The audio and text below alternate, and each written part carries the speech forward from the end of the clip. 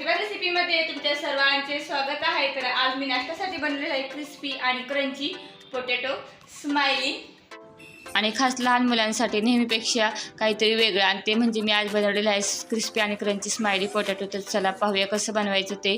तर मी इकडे उकडलेले बटाटे घेतलेले आहे साल काढून, आणि हा घेतलेला आहे रवा म्हणजे सुजी आहे। तर हा मी जाड रवा घेतलेला आहे।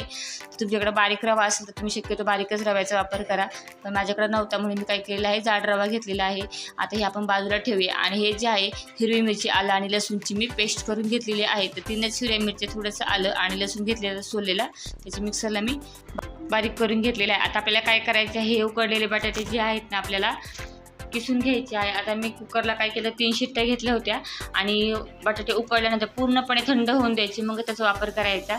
म्हणजे स्माइली पोटॅटो जे आहेत ना ते शेप तर व्यवस्थित येतो, पण मस्त क्रिस्पी क्रंची होतात। त्यामुळे पूर्णपणे थंड होऊन द्यायचं ना, असं किसून घ्यायचं बारीक किसणीने। आता याच्यामध्ये आपण टाकूया ही आलं लसूण आणि हिरवी मिरचीची पेस्ट। आता याच्यामध्ये ओवा वगैरे टाकायची गरज नाही, किंवा हळद पावडर टाकायची गरज नाही। हे घेतलेलं आहे कॉर्नफ्लॉवर 1 चमचा, छान क्रिस्पीपणे येण्यासाठी।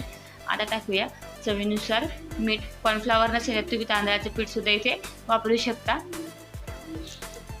आता आपल्याला हा घेतलेला आहे जो रवा, तो आपल्याला थोडा थोडा करून टाकायचा आहे, म्हणजे आपलं पीठ मळून घेतो त्याचप्रमाणे मळायचं आहे। एकदम टाकण्यापेक्षा अगोदर आपण थोडंच टाकूया आणि म्हणजे मळून घेऊया, कारण जसं लागेल तसं आपण त्याला पुन्हा ॲडजस्ट करू शकतो, कारण अगदी जास्त झाला की ते पण छान लागणार नाही।